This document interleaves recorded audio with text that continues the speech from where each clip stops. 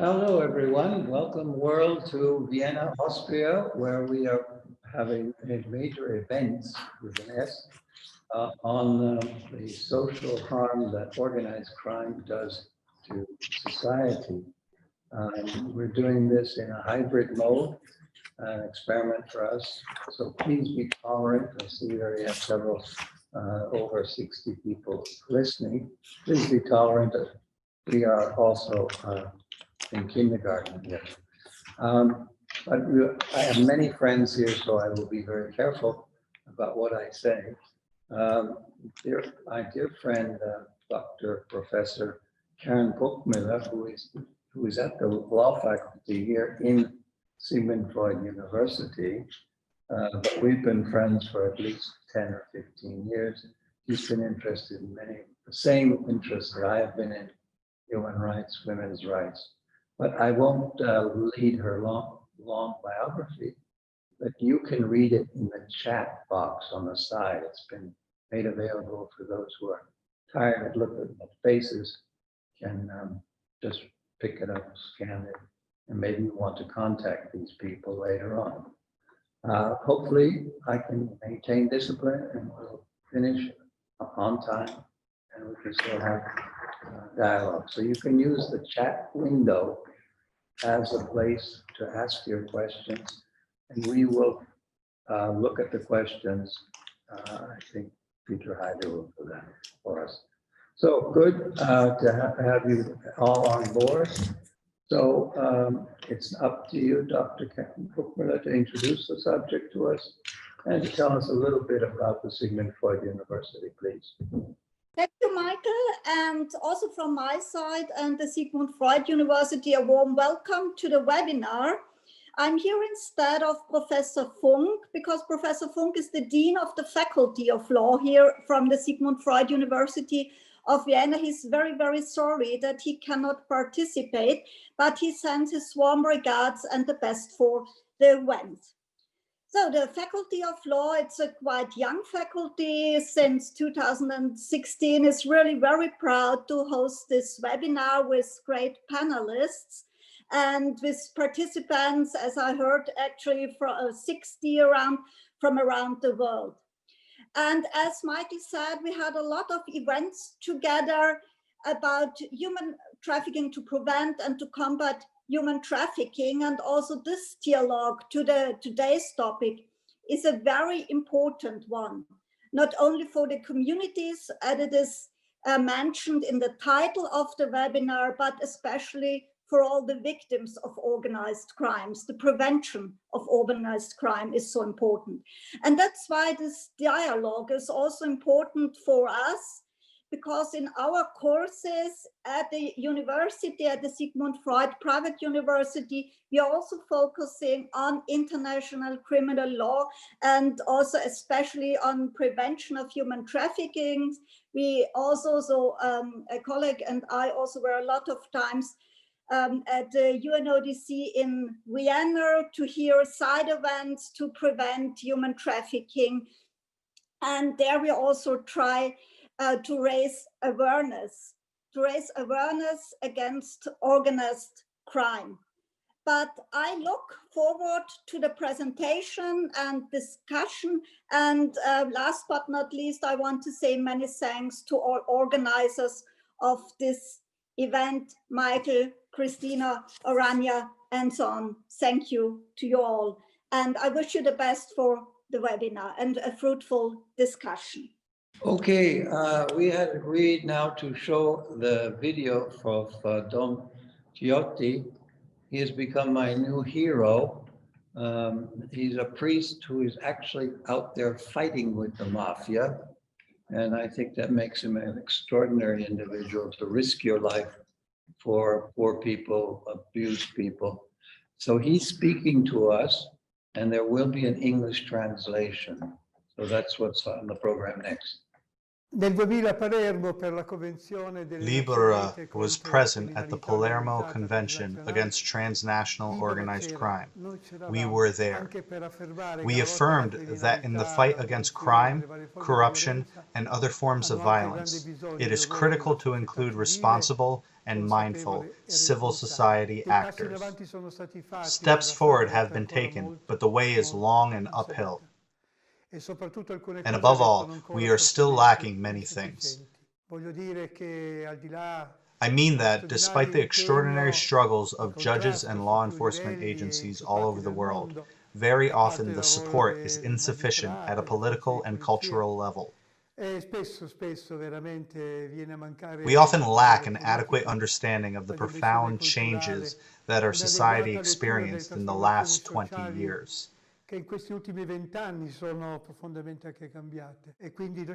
Hence, now more than ever, it is essential that we question ourselves, shift paradigms, and flip our perspective on the matter.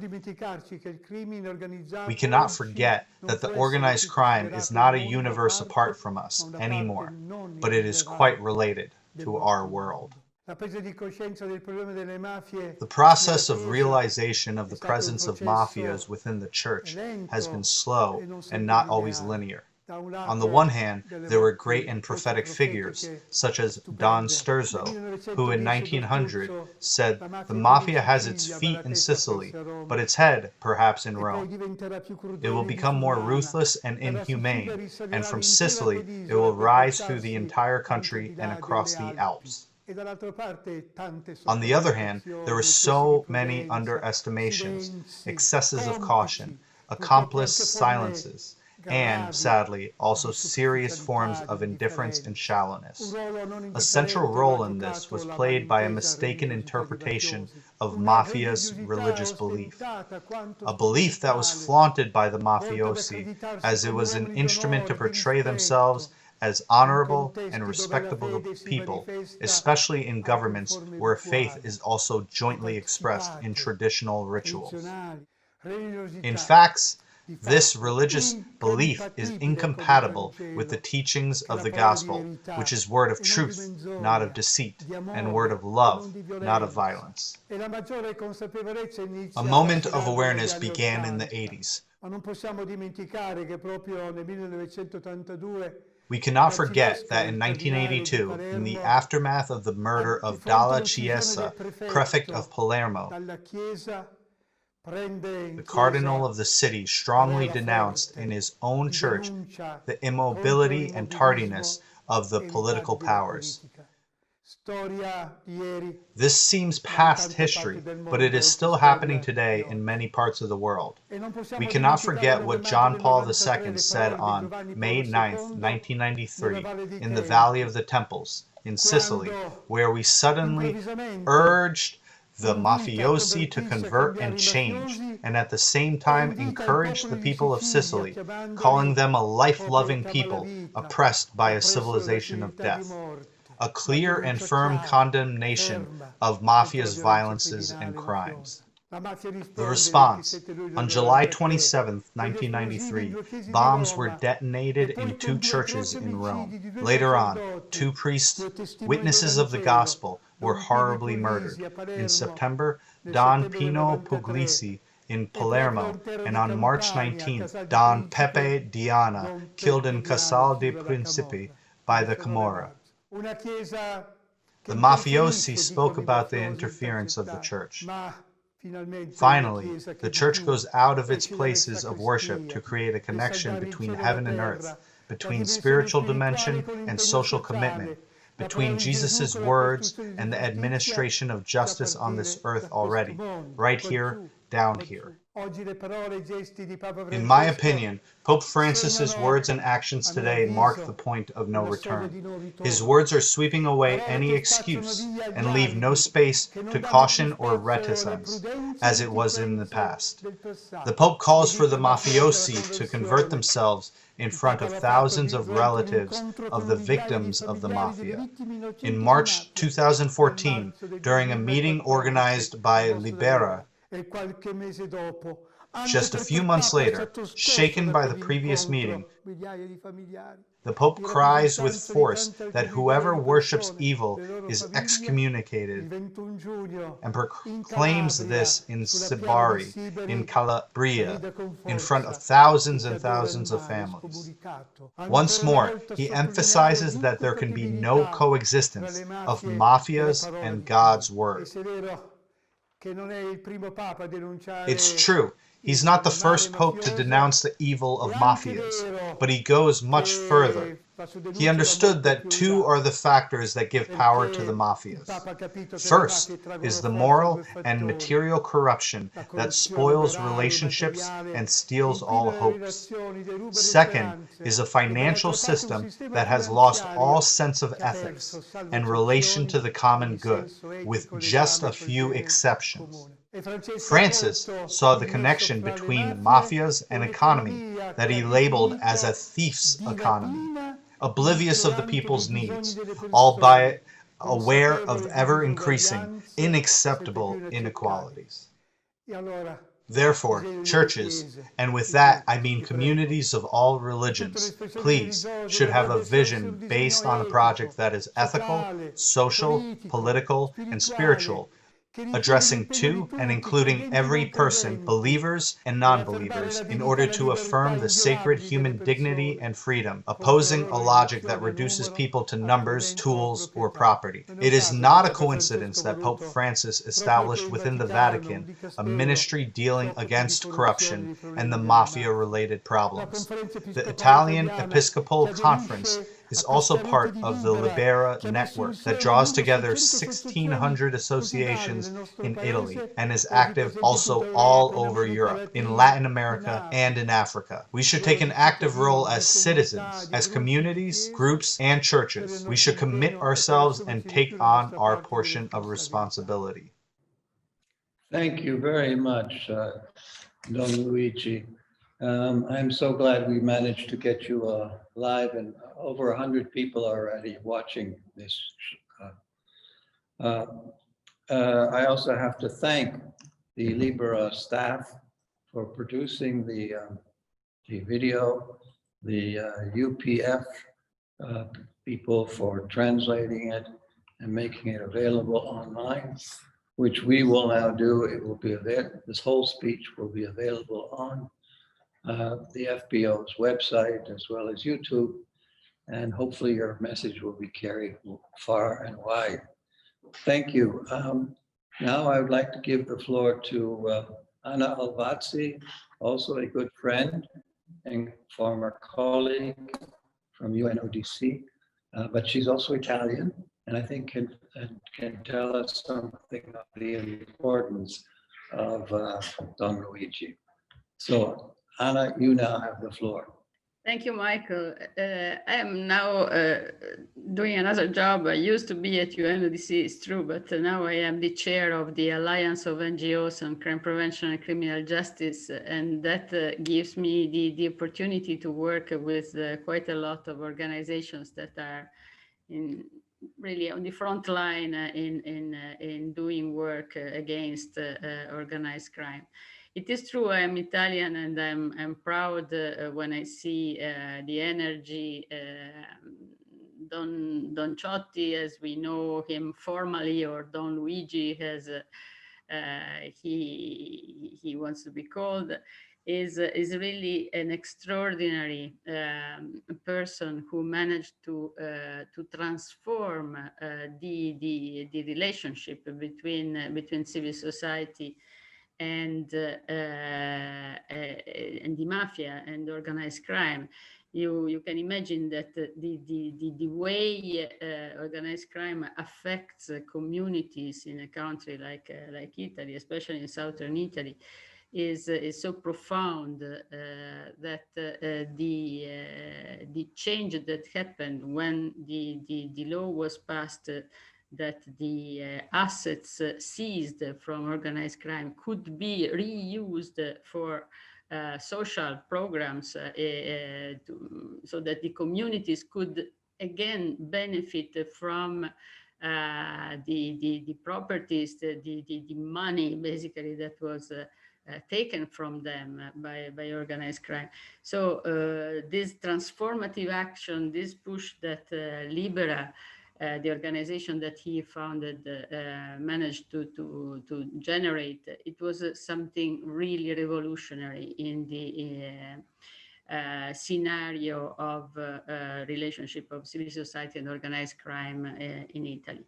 So with this, of course, this is a model that now in many places is trying to be replicated, so that communities are not only victims of organized crime, but can also provide an effective response through the actions that they can generate, they can coordinate with other stakeholders, with other actors. One should never forget that that organized crime controls illicit markets and controls how communities can access certain goods and services. So the important regulation here is something that goes beyond the legal response, but also the possibility to interact economically through sometimes projects that may reconvert certain production of illicit goods. Think of what UNODC is doing in the area of drugs to try to limit the illicit trafficking of drugs and the role of organized crime in that. So I think that what we just heard is very strong message that we can all adopt and share. And I hope that this will help in promoting a new access for civil society in the discussion of an effective response to organized crime. Thank you. I would like to introduce Angela May, also a good friend and former colleague, who is also Italian, and perhaps she could place this whole dynamic, the problem in an overview, as she's the head of research and analysis at the UN Office of Drugs and Crime. Please. Thank you, Michael. And thank you. It was indeed, as an Italian, as Anna said, it's always so inspiring, and you know, feel proud to be Italian when you see somebody like Don Ciotti and see what he has done, not only for Italy. So, as you said, Michael, I thought my role to contribute in this discussion was more to, you know, to say what the evidence tells us, and about looking at the title of the event, you know, social arm of organized crime on communities. So I thought, what kind of arm? If you don't mind, I'll share my screen. Okay, great. So let me start by, you know, thinking and say, when I thought about, you know, what to tell you in terms of social harm, what kind of harm do we see? And I thought there is some kind of harm that, if I may just simplify, more visible, and some invisible harm. And when I'm thinking about visible harm of organized crime, are those that, in a way, you know, we all think about it. The violence is one, even if, you know, it doesn't mean that if there is no violence, there is no organized crime, but it's one of, if you want, the harm that organized crime bring to society. But also the depleting of national resources. If we think of all the, you know, the illicit markets relating, for example, to the trafficking of wildlife crime, but also the exploitation of national resources, illicit mining.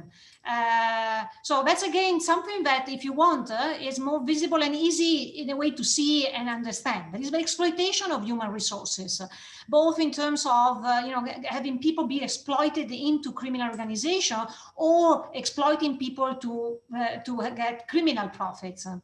But it's also, if you want to reduce social development, you know, thinking about lower educational participation of those involved, particularly young people involved in organized crime. And most of all is also the violation of human rights. You know, the movies that we all have in our head about organized crime and the extortion, the control that organizations have on territories, that's all that bring organized crime. But I also want to acknowledge what is not invisible, because this is often very, is forgotten. And if you see also in the literature, sometimes you see also literature or some that start thinking, well, maybe if we find a modus operandi that is not violent, where organized crime maybe, produce something that, keep the control of a territory, or maybe give some benefits to the territory, why so bad? But then that's why I think it's important also that it's a knowledge that kind of invisible harm. But to me, we can, sit in two areas. One is in the economic harm, in terms of how the organized crime infiltrate legal economy, trigger unhealthy mechanism in the economy. But also the impact that the distortion that the illegal economy brings to areas that are highly affected by organized crime. And, is a distortion that we see in the resource allocation of, from activities that would be bringing very high, what we call high yielded activities and very profitable to activities that are more to the profit, to the interest of organized crime and less detectable. But also the distortion of price that they bring in the environment. For example, in the real estate, there are towns in countries in Europe, even in countries in Europe, where the real estate market is skewed by the huge infiltration of the organized crime that rise real estate prices. But also unfair competition and all of that, all of these mechanisms that then limit the direct foreign investment. And on the other side, from the economy, there is also, again, what maybe is not directly visible or in the short term visible, is also how much the organized crime deplete the governance, the institutions, make them weak with corruption. And so all of those that again may not be visible right away, but that they have very long lasting consequences on the fabric of the society. So what I just wanted to show a couple of slides is now the challenge from the evidence side, from the research side, is that we have a lot more evidence and ways of showing the visible harm than we have on the invisible harm. And that's is something that I think it would be important that from also from the research side, we expand also more, and then so that in a way that also everybody understands what is the real impact. So what I will show you is a few slides that talks about the visible harm, because that's where we have a lot of more information.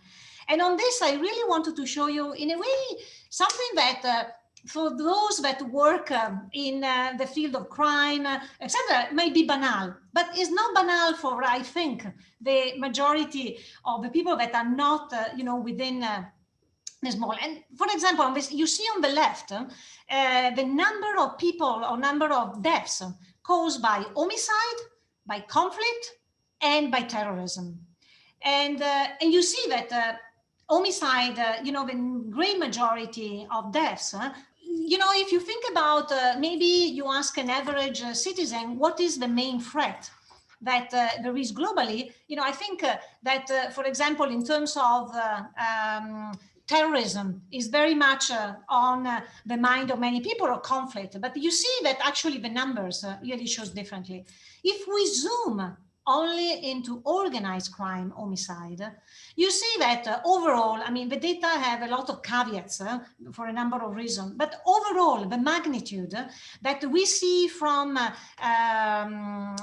the conflict deaths and organized crime deaths, you see that between 2000 and 2017, basically, is the same, 1 million of deaths But think about at international level, how much attention goes to conflict related issue and how much goes to organized crime. So I really think that we need to think and to really acknowledge that also the impact of organized crime, I think sometimes very often is underestimated at global level in some region. And I want to say that this impact on homicide is cluster, is very much in terms of the violence, is very clustered in the Americas. And you see here, for example, what we estimated, the percentage of homicide that relates to different area. And you see that, for example, in the Americas, the percentage of organized crime, you see there is the fourth, starting from the top. You see that the Americas have the largest share of homicide relating to organized crime. While, for example, in Europe, the largest share of homicide are related to intimate partner. And who really is impacting mostly by this organized crime violence? And here you see on your right the bars that describe the share of male and female for the different typology of homicide: intimate partner and family, organized crime, and other type. And you see that mostly for organized crime, the victims are male, while for intimate partner and family, the great majority of victims are women. But here I want to really wanted to make a pitch in a way to really recognize the very negative impact that organized crime is having on the American young males. Is really a generation, particularly in countries with very high level of organized crime violence like Central America, where, and because you see here the distribution by age in the Americas, distribution by age and sex, and you see how skewed it is in the Americas, the homicide victims for male and young male, particularly 15 and 29. Very different from what you see on the right in Europe. And, you know, in the country with the highest level of homicide in Central America, a 14-year-old boy today has 8% risk probability of getting killed before he becomes 45. So I think it's just, this makes understanding the magnitude of the impact of organized crime. But on this, I don't want to leave you with the idea that organized crime impact only on men. I think it is important to acknowledge, but it's also important to acknowledge that women are also the victim of organized crime, and they really feel the impact of organized crime very much. And here is just to give you an example of here on the right, you have the homicide rate of women, and in pink on intimate partner related homicide for Europe on the left, and for the Americans on the right. And what you can appreciate here is that for the Americas, the level of homicide of female is much higher than in Europe. That means that organized crime, even if the majority of the victims, as I said, is young male, still, the level of homicide for female is still also among the highest in the world in Central America, meaning that when you have very high level of organized crime violence, this brings also a very high level of violence against women. To finish, I also want to acknowledge that there are other impacts of organized crime on women. The example is trafficking in person, and we know from the data that we have on detected victims that the majority of victims of trafficking in person are women. 50% are women, and as you can see here, almost 25% are girls. You know, I have to say, even if the research on the impact of organized crime and gender is still thin compared to other organized crime research, I think what is emerging is that the violence against female gang members is likely more to be sexual, and also is also perpetrated by other gang members, by their own gang members, while male gang members are impacted mostly from rivals gangs. And also indirectly, women are also very much impacted by the organized crime violence as partners of gang members, of partners of members of criminal organization. So with this, I want to conclude and get him back to you, Michael. Thank you. Yeah, you put it all in perspective, and I think that's very good. I think it's time to let the Austrians speak. So I'm going to ask Brigadier General, who is in fact in charge of human smuggling and trafficking, and get his evaluation of the situation in Austria, in Vienna, the Balkan organized groups, etc. So would you take my, you are there in your office. We have worked closely with Brigadier General Tatzgern, and we appreciate him being online today. Thank you, please. Thank you, sir. Dear ladies and gentlemen, hope you can see and hear me. Thanks for invitation. So I'm not Italian, but I think I'm the only one. Yesterday I stayed in Palermo, and I'm currently in Catania in Sicilia. And I am on the daily work combating disorganized crime groups, human trafficking and migrant smuggling concerning. So yesterday I had a meeting with the Anti-Mafia Prosecution Service, and today here in Catania and with my colleagues from the SCO Rome located here and from the Squadra Mobile. We discussed current cases, and there's also one organized crime prosecutor from Austria with me. So this is the daily work. You could feel it every day here if you are together with a prosecutor, with the bodyguards, and there's everything going on around. So what's about the situation? Why is Austria quite interested in? Maybe you can see at the back screen, my person is the so-called Joint Operational Office, which means I have two heads. One head, I am combating this phenomena on behalf of the criminal police since more than 20 years in Austria.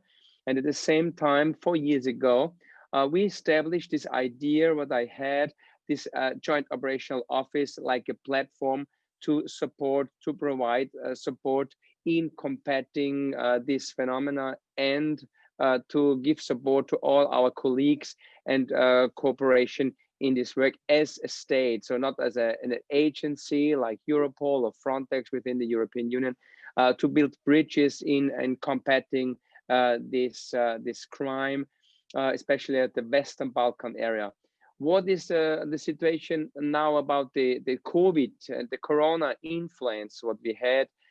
It means in this phenomena, human trafficking, the victims of human trafficking, it's becoming much more harder this time for them, because the reason here in Sicilia, why I stay here for a few days to work on it, is if you see the central Mediterranean route, that the migrant smugglers, they smuggle them, sometimes I'm from Nigeria up to Libya, quite often now from Tunisia, and they got stuck because of these restrictions of traveling. So these victims of human trafficking are this time very sensitive to be harder and much more exploited in the region, especially in Libya, where the situation is a disaster. And we try to cooperate with these so-called authorities in Libya.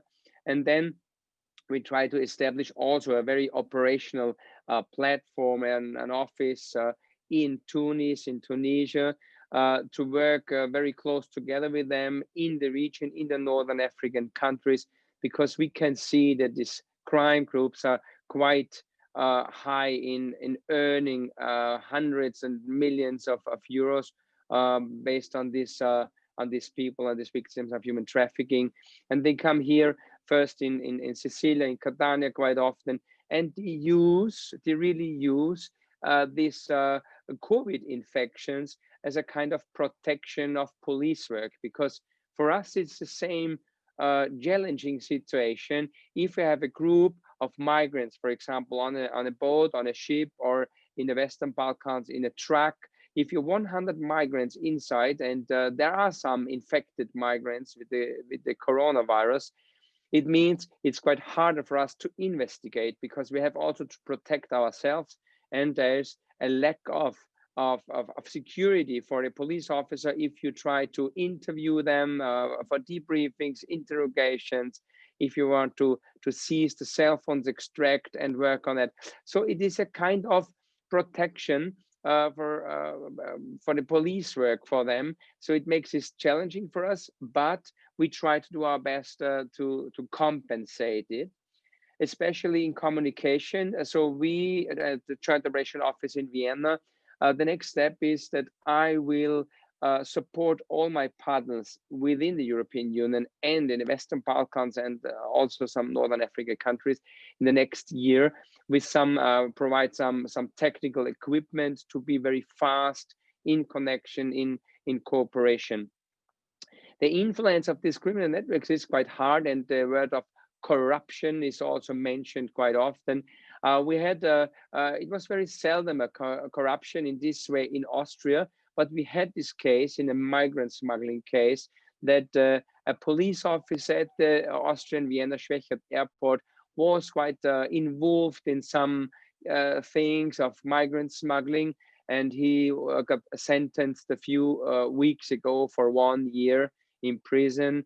It was not the really high-level organized crime group, but we could see it is a kind of challenge and danger for law enforcement officers to be very close to this phenomena and these criminal network groups. They try to influence you. Either they give you a very hard pressure, they give you the feeling that your family is under control, under surveillance, and they ask you to be careful and so on. So we have really to work on that. And I don't know if somebody of you have really this feeling that somebody is watching you and somebody is trying to get maybe some pressure to you and to your family. But we had it in some countries, especially in the some European Union countries like Bulgaria and Romania is quite harder. We have some sensitive cases in Hungary also. So if you focus to this phenomena of this organized crime group, we from the Joint Operation Office view in Austria. So I have the head of European Union more and more as a platform of coordinating and working very concrete as a country, as a state, together building bridges in cooperation to fight against these networks. We have to build bridges between countries. You could not imagine that there's no perfect cooperation, but we use and try to use the best channel, the best bridge of cooperation. Especially in this region, there is in the last years a strong development because of these migration flows. It's an up and down. You are aware about the figures, landings here in southern Italy, that a lot of Nigerian criminal groups are established more and more in the south of Italy. They have influences also to the north. So we see in the region of Milano and Udine that there and Piacenza. So we fight against these crime groups, and we could see in the society. And I was in February in Piacenza. We arrested a high number of Nigerian members of this criminal network in human trafficking matters. So they exploited hundreds of victims, especially from Nigeria, young girls, young ladies, in the abuse or sexual exploitation and prostitution. And we could see in Piacenza, as I had been there for the common press conference, together with the mayor, together with the questore in Piacenza, the society was very, very thankful that we are not stopping fighting against this phenomenon, which is very, very challenging, very interesting, but very hard at the same time. So in the summarize, I could say this is a phenomenon. It is all the time existing. It is just changing their faces, its faces. It means it's either the region, or it is the citizenship, the nationality, or it is moving around the European and European region to establish there. And they're looking for a weakest point to establish, and then to build this criminal network, these organized crime groups. Let's mention these Chechens, with are very, very active also in the Austrian-German region. Let's talk about Nigerians. They are very active in Italy, but also in Germany. Let's talk about the Pakistani group, very active also in the United Kingdom and so on. So you can see that they are a big network. They're using new facilities. They are using the social media communication to protect themselves from the police work. And last but not least, I can just to tell you something that some mafia type we interrogated. We asked them, "Do you have your cell phone with you?" And he was just responding and says, "No, I have no police officer in my pocket." So you can see how they think, how they protect from the surveillance measure from the police. So this time, I hope you have some questions. Thanks a lot for listening to me. Vielen Dank. Really appreciated another perspective from particularly the law enforcement. I have sitting next to me another old friend, Dr. Leo Gabriel, who is a social anthropologist and has lived for 25 years in Latin America. So he's, I think, almost half a Latino. He's done so many things. I'll let him talk to, but he's a social scientist and a filmmaker and a journalist and coordinator of research on different economies. So I now turn the meeting directly over to my friend Leo Gabriel. Thank you for inviting me. It's a subject which has accompanied me for a long time, nearly as long as I have been in Latin America, which was half of my life. When I look at the subject, what strikes me, it sounds a little bit social harm of organized crime on communities, as if the organized crime would be some outside force. The aliens are coming to our communities, at least in the area where I was working so much in Central America and Mexico. This is not an outside force. Organized crime is a development from within society, which is in disintegration, in decomposition. And we have a sort of a circuit which starts out with the disintegration of communities due to the economic system. You have to imagine that the average income of a worker is about $2 a day. And if there's somebody is coming along with a young guy and says, well, if you get with us, we pay you $20 a day. He has made his day and his month and his life. And that is when another phenomenon comes into play, which is directly related to organized crime, to this circuit that is are the refugees, the migrants. It is the organized crime crews like the Zetas or any other grouping, which has discovered that it is much more profitable to live from extortion than from living from drug trafficking. And they become the extortioners. And since they manage a lot of money, one has to say also that, especially in Mexico, but nearly in all other countries, the police forces who are who would have theoretically to go on the defense of the migrants, since migration is criminalized in itself. Like here in Europe, many people think that Nigerians are criminals, all of them. And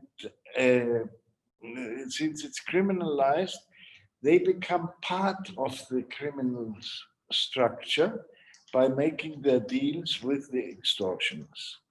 Now, we can tell many stories about what happened to me and to people I have been writing on, editing since 45 years, a review called in German language called Latin America Anders.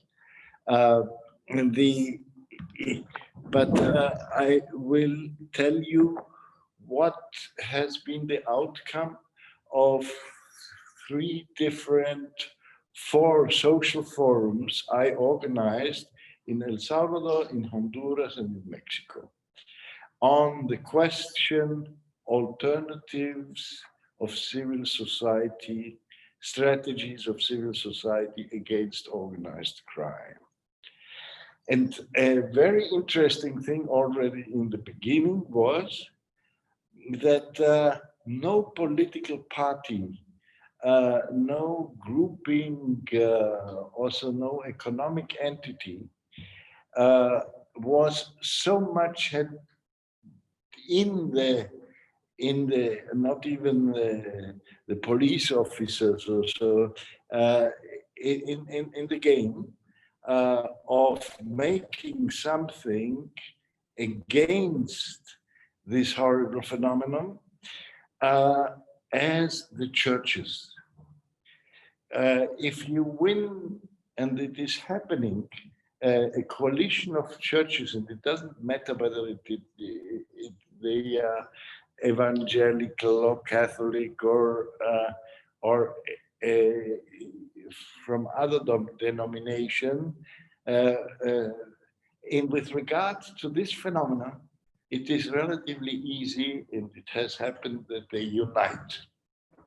They unite also with the mayors, the local authorities, which many times are much more open than the national authorities to really understand that it is not a question of putting people only into jail or killing them or whatever, but you have to go to the very roots, which is to offer them an alternative community.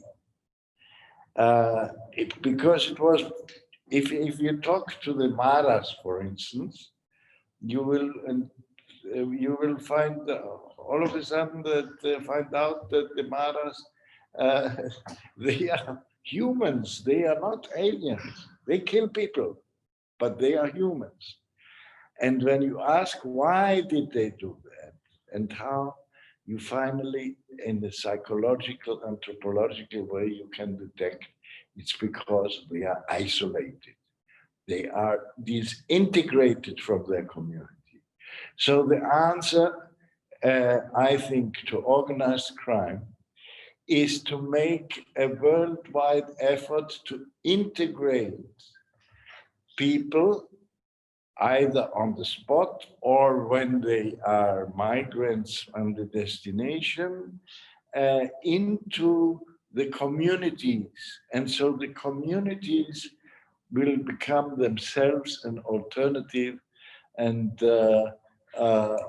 this is a much better solution and strategy than quite simply condemning them and persecuting them and saying that these people are so evil that we won't want to have anything to do with them. And it is a big mistake, I think, with the European Union and many others, and the Austrian government has been making by rejecting these people, because through that they are fermenting more the crime, because they are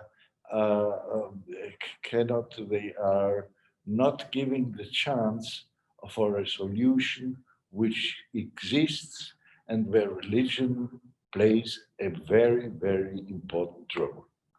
Thank you very, very much. Time for me to give the women a chance to speak again. Evelyn Probst, and I know you've heard it now several times, I'm friends of several women. He's a psychologist and is the head of LAFO, an intervention center or a shelter for women who have been mistreated. She is also teaches at several universities and is the board member of the European NGO network La Strada International and the network of the Global Alliance Against Trafficking in Women. Thank you, Evelyn. Thank you so much, Michael. Thank you so much for this invitation. And I'm really impressed by my pre-speakers. And as you mentioned, I am the coordinator of the Intervention Center for Trafficked Women and Girls here in Vienna, Austria. So I would like to give you a little bit of a practical insert, also including our experiences as the European network, but also the worldwide network. And I think we have now in this specific situation that all over the world we are living with this pandemic situation, we can focus slightly differently and also enforce the analysis what we already had taken the last years.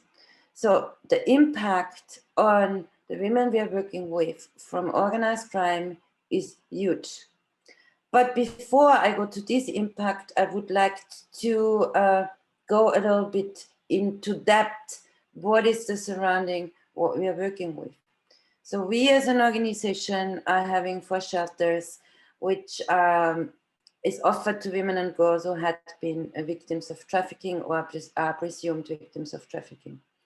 And we in Europe and also worldwide are establishing these NGO networks to focus on the rights of the victims and to focus on that a long-term solutions have to be found to really combat in the field of organized crime and trafficking in human beings. So I will not talk about any other forms of organized crime because this is not at all my specificity.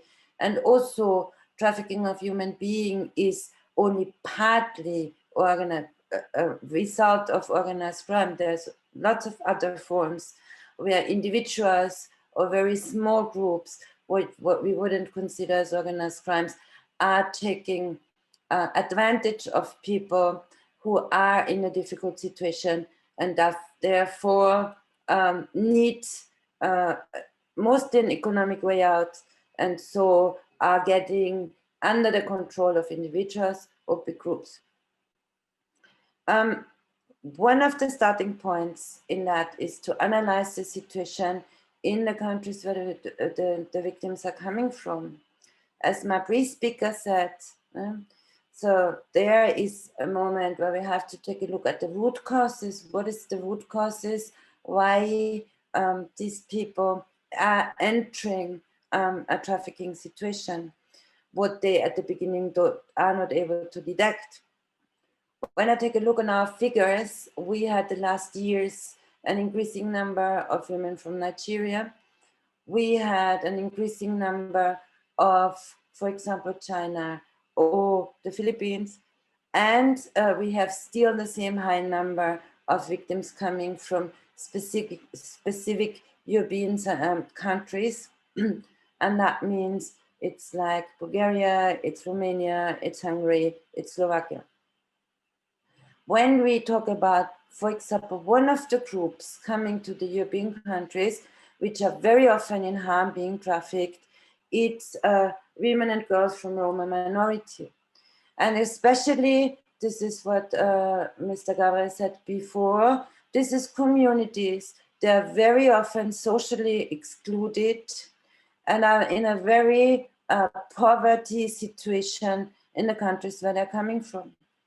And so very often the solutions which are brought in by exteriors or even by their own community to change in another country is a solution that what is perceived as going to a better life, having the possibility of a better life.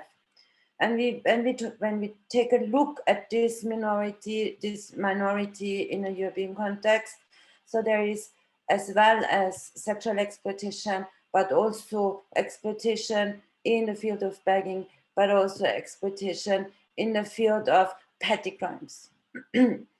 Impact on these communities is that whenever somebody decides to step out of this cruel trafficking situation, that they don't have any solution to go back to somebody or to somewhere, because since this disintegration of these communities, the community wouldn't accept them as having talked to others, as being going back again to these communities. So therefore, one of the solutions is that there has to be tackled the root causes, and I was talking about one of the root causes is exclusion of certain ethnic community out of social integration, but also the other root cause is one of the discrimination of women and girls. One of my pre-speakers was talking about the overall figures who are affected by trafficking in persons. Actually, I would challenge these figures a bit, but I don't have the strong arguments of having different figures, but I have like interpretation why these figures are perceived like that. So we say that the majority is women and girls, the majority is coming from sexual exploitation. And we would say, because there's still a missing element of recognition of forms of trafficking, which also deal with a situation of discrimination. And this is the burden of work, or the recognition of work, what is perceived as work.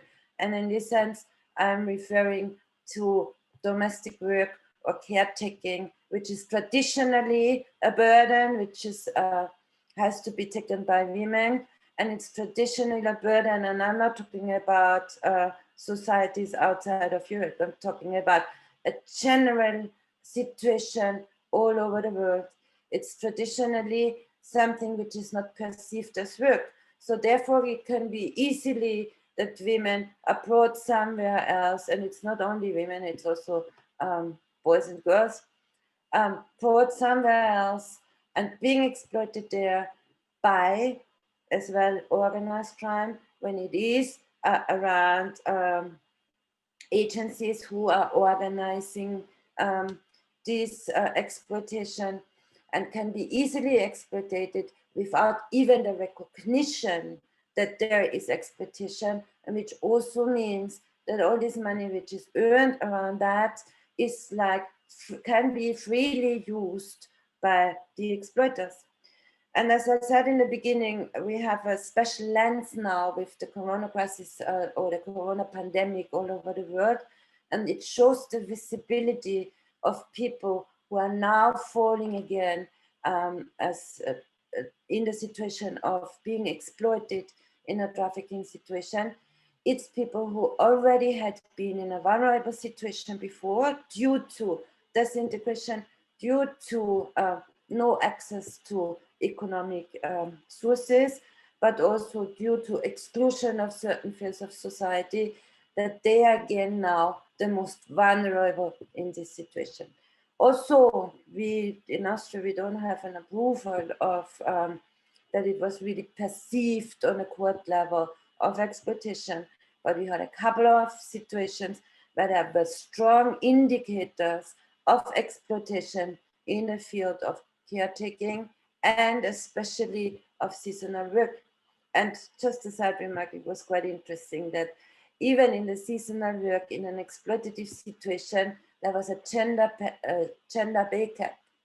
Men got €4.40 for an hour working, and women got for the same work €4.20. So here you see, even in this situation, how the discrimination in the labor market, but also the discrimination what women and girls are are living has an impact and on the trafficking situation. So therefore, I totally agree with that. If there is one of the options to tackle root causes, but the other thing is also to break up the culture of impunity. Yeah? So this is a very outspoken word now in the European Union context, and I really would like to cite the president, the present special rapporteur on trafficking, who is in charge since July. And she said 2 days ago at the UN event on 20 years of the Palermo Protocol that we only can tackle the culture of impunity if we see that the huge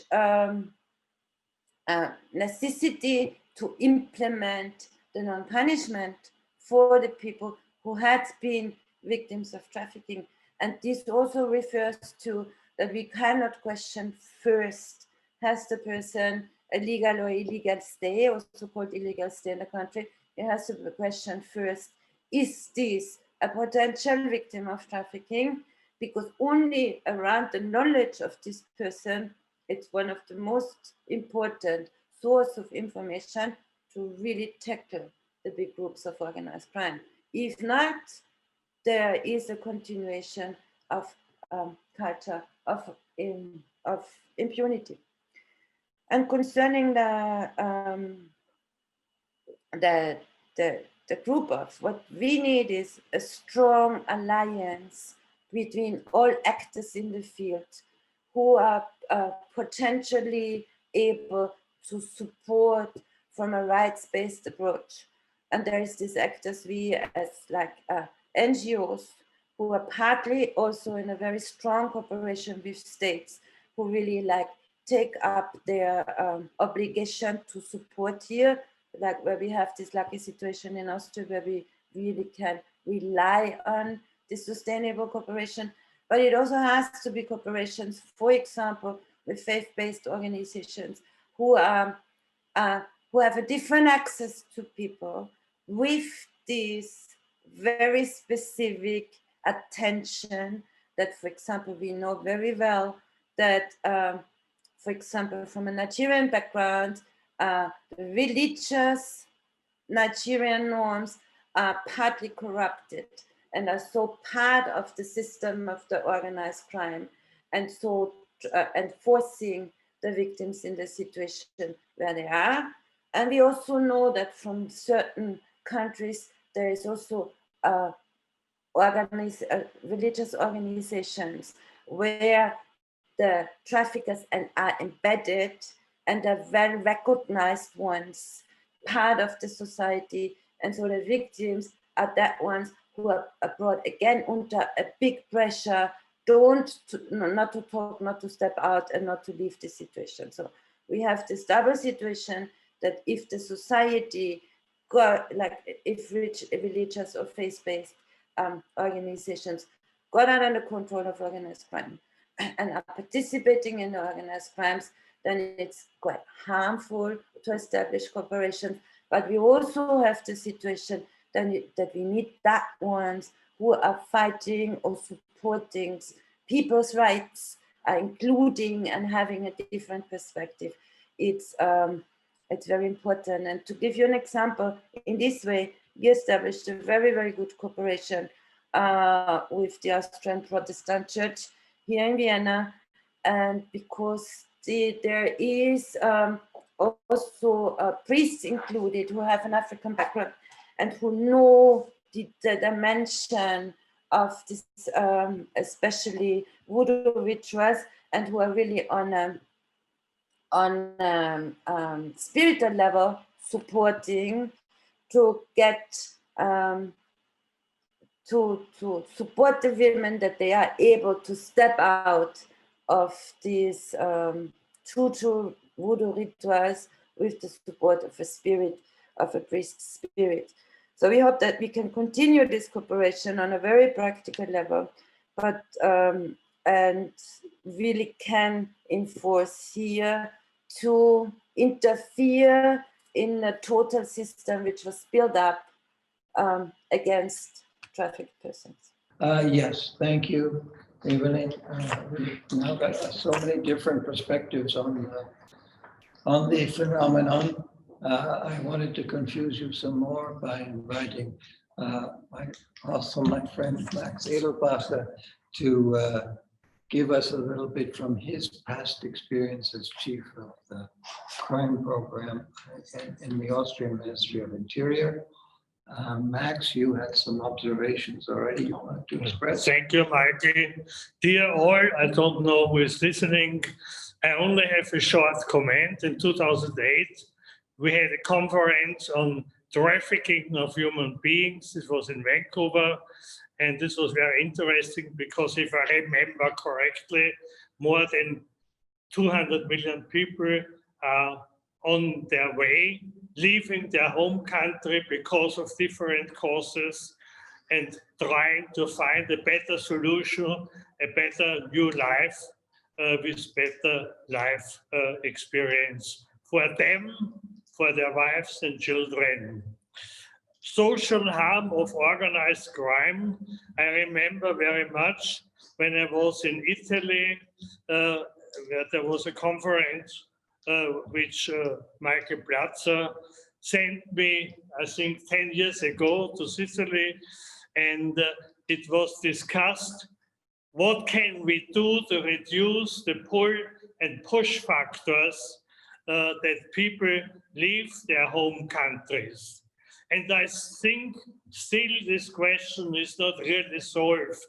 So to all speakers, I want to repeat this question. What can we do to improve the general situation, the frame conditions to reduce the pull and push factors of immigration legally and illegally? Thank you. Okay, we have 28 minutes left. What I would like to say is that Mr. Tatzgern has a question. Perhaps look at that question now. But before we leave the UN, I'd like to have my colleague, Billy Batware, who is also a migrant, a successful one who's completely integrated and is now working in this subject from the perspective also of young people. So Billy, are you on there? Can we switch over to you now? Billy? Thank you so much, Michael. Thanks for your team as well for inviting me and for inviting UNODC to speak at this important side event, of course, in the margins of the 10th session of the Conference of the Parties on the UN Convention Against Transnational Organized Crime. Michael gave me the floor to speak, and I had prepared a number of other evidence-based information that I wanted to share with you, but I was lucky enough to have been to have Angela speak before me. So since she is the authority when it comes to evidence within UNODC, I'm not going to go into the evidence content, but I have prepared, because one of the things that I heard other speakers mention is how can we really tackle this issue? And one of the ways, of course, we can do this is through international cooperation, and how best to do that, but besides through the United Nations Convention Against Transnational Organized Crime itself. And so I would like to just take a few minutes to play a video that we have just released, actually just only yesterday or a day before, a brand new video that explains how the convention works and how non-governmental stakeholders can be involved in a review mechanism, which I think is extremely important in building that coalition that other speakers mentioned. So if I could ask our colleagues to play that video, please. Transnational organised crime includes a variety of criminal activities carried out for profit by organised criminal groups. It brings about significant economic losses and environmental harm, and often involves human suffering and exploitation. To address these challenges, the United Nations General Assembly adopted the UN Convention Against Transnational Organised Crime, UNTOC, in November of 2000. The UNTOC is the first instrument of its kind to receive near universal adherence from UN member states. By joining the convention, states parties commit themselves to taking a series of measures against transnational organised crime, including creating specific domestic criminal offences, supporting extradition, mutual legal assistance and law enforcement cooperation, and providing technical assistance and training for national authorities. The United Nations Office on Drugs and Crime, UNODC, is the guardian of the Convention and assists state parties to implement these measures. In 2018, states parties adopted an essential process called the Mechanism for the Review of the Convention's Implementation. With the support of the UNODC, this process helps states parties identify their needs for technical assistance during implementation of the Convention and provides them with opportunities to exchange best practices and strengthen cooperation. Following a 2-year preparatory phase, the review mechanism is split into a 2-track process. The first track is the country reviews, in which individual states complete a self-assessment questionnaire on one of the 4 clusters of the review mechanism, which are criminalisation and jurisdiction, prevention, technical assistance, protection measures and other measures, law enforcement and the judicial system, international cooperation, mutual legal assistance and confiscation. The questionnaire is then reviewed by experts from 2 randomly assigned states. The reviewing states provide feedback, based on which they work together with the state under review to prepare a list of observations, as well as a summary identifying gaps, challenges, and best practices. The list of observations will be made available to other states parties within a secure module of Sherlock, the UNODC's knowledge management portal. The summaries will be made public in the 6 official UN languages. This serves as an aid to the state under review and provides the Conference of the Parties, COP, which is the central decision-making body of the Convention, with valuable insights to support the implementation process. The country reviews are organised as follows. All states parties are divided into 3 groups. The groups stagger their reviews by 3 consecutive years, treating the 4 clusters of the review mechanism one at a time over the course of 8 years. The second track is called the General Review and is conducted in parallel to the country reviews. UNODC will draft a report on trends and patterns based on the outcomes of the country reviews. The report will be made available to the public in the 6 official UN languages. The rules and procedures of the review mechanism encourage the participation of civil society, the private sector, and the academic community in the review process. One major innovation designed to facilitate this is constructive dialogues, meetings that provide NGOs and other stakeholders with the opportunity to engage with states parties and to discuss their observations of the review process.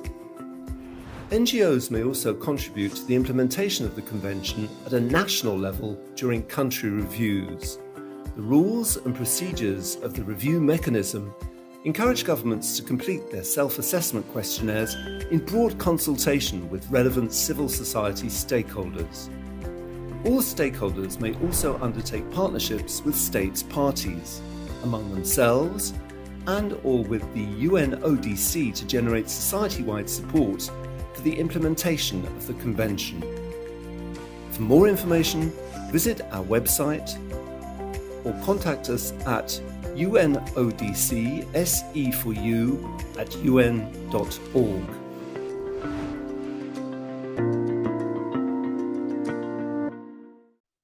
Thank you so much, colleagues. So much online. This is, I think, really one of the ways that certainly we can work to its impact through the convention itself. And what are we doing at UNODC is where, as the video also mentioned, in order to facilitate constructive dialogues that is required. We have at UNODC started a new project just last year on building stakeholders for the review mechanism, meaning that we are preparing them to be ready when the constructive dialogues start, which are scheduled to start next year, to come to the table with a government ready to actually contribute and to look at the specifics that are the specifics of organized crime that are the country together in cooperation with their government. So that is what we are doing. We do this also through trainings. Of course, we just completed 2 trainings, one for the Americas and one for Africa and Europe. And for those who are in Asia, we are conducting the next training, and all the information, of course, is available on our website, and we'll be happy to share that. So if you are an NGO or an academic or a private sector who would like to be trained on the convention and the review mechanism and how you can engage with governments to tackle organized crime, we'll be happy, of course, to receive applications from you as well. So thank you so much, Michael, for allowing me to share this and what we are doing at UNODC Civil Society Unit to facilitate member states' work on organized crime. Thank you so much. Okay, we're almost out of time, but we have had 2 questions, or at least 3 that I've seen. One was addressed to Brigadier General Tatzgern about the relationship of pornography to exploitation of women. And then there was another sort of questioning whether it's really so good to be in Europe, and that we should warn locals in other countries to not to come, because it's people have an idealized view of what goes on in Europe towards migrants. Brigadier General, you were directly addressed, so I would like you to speak first, and then anyone chime in, please. Okay, thank you very much. I keep it very short. First of all, best wishes to my friend Max Edelbacher. I met him years ago, and I'm always nice to see and hear him again. So about this question about pornography. So our experience is the link between human trafficking and the pornography business. It's quite seldom to find clear evidences. The only what we could see is not the professional pornography level, which means that the sexual exploitation of victims of human trafficking during, for example, the migration route, sometimes they take some photos and videos from them during the time if they get raped or sexually abused. And then these videos are sold directly from these perpetrators to a community. So it is not on commercial pornography websites available. It's more or less sold within the dark web. Join in the conversation now, please. Yeah, no, I was reflecting on this issue and what also the Brigadier said earlier on the link of technology. And this is something that we are exploring. Now we're finalizing our global report that will be released in December. And definitely, I think this issue of the use of technology and how technology facilitates the exploitation and also the recruitment of victims in terms of both groups and also in terms of, as it was said earlier, that very often trafficking person maybe does not involve large organized crime groups, but also just individuals that exploit particularly women, maybe, you know, into intimate relationships, etc. So, and definitely, I mean, I think this issue that I think it was raising the question is something that we are also reflecting. And I was intrigued also on what the Brigadier said about the darknet, because we wanted indeed to see whether the darknet is a place that where certain type of trafficking, personal exploitation really has a market. Thank you. As I'd like to inform you that the faith-based organizations will continue next year. And one of the topics we talked about is technology and racial hatred. So we are looking towards technology and the abuses that go with it as a possible topic for a webinar early in the next year. But now, please, you have the screen. I wanted to address to the lady who just made the point that why do people come here to Europe? It's a fantasy world, and the reality is quite different and crude. I think more and more people know what is happening in the Mediterranean, or when they go from Mexico to the United States, the kidnappings and so on, that it is not an easy thing to get there. Once you're there, it becomes even sometimes more difficult. I think that there is no alternative.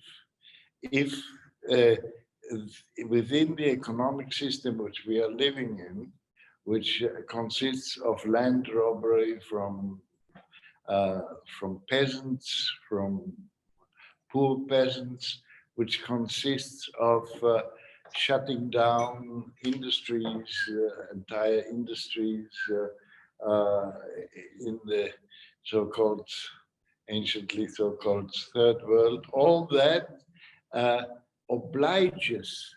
It is really not a question of deciding. It's not as if we would decide, I would like to go to Italy or would like to go to Croatia. It is a necessity which pushes them, and you can observe on the spot if one single family has, let's say, 5, 6 sons or daughters, there is not enough land, there's not enough work there. And, that's why most of the refugees coming to us are these young, especially boys, who the family sends to have a better life, or at least a life which that could not be guaranteed in their own home countries.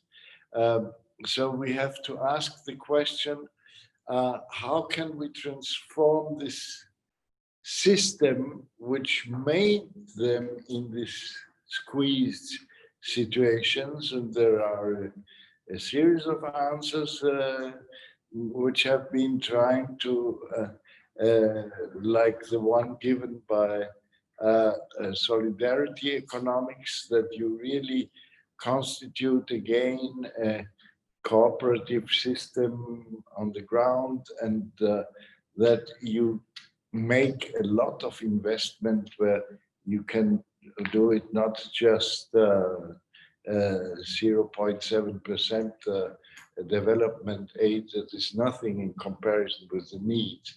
That would be very efficient. Nowadays, with the virus, there are hundreds of millions of hundreds of billions of euro being spent. That is wonderful, but why only once? Why do we need the virus? Why couldn't we plan that as a permanent structure which helps especially countries of Latin America, Africa, and many parts of Asia? Thank you, and thank you for that perspective. I agree with it. I think we left a lot of unanswered questions. There were different opinions. I think it was an excellent seminar. Some people want to see me full on. Okay, I'm going to say see you soon, Wiedersehen. We are continuing this exercise at a higher level with ambassadors and ministers, also to make an impression that faith-based organizations should be taken into consideration when we are dealing with these diverse crimes and making a difference for individuals and communities, regions, as well as and whole governments which are corrupt. All right, so I will, I think, switch off and invite you to come tune in this evening at 7 o'clock Austrian time when we start again with the ambassador of Pakistan. Thank you all for cooperating. I think it went very well. Bye-bye.